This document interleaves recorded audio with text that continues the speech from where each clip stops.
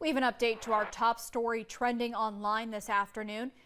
Teach Brewing has responded to news that its former owner was arrested for allegedly assaulting a server at a restaurant.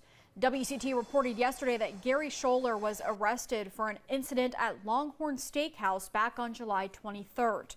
Wilmington police say the alleged assault began over an altercation with a waiter over Sholar's dog being inside the restaurant.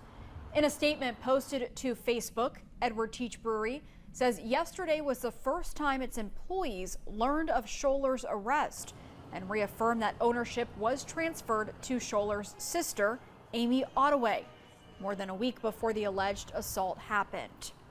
The statement goes on to say that the change was a business decision unrelated to Sholar's conduct and reads in part, quote, "We were waiting to share this news until all ABC permits and other paperwork were finalized because we wanted to make that announcement the right way," end quote.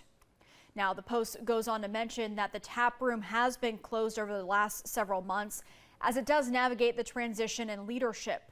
You can read the whole statement right now on the WECT News app.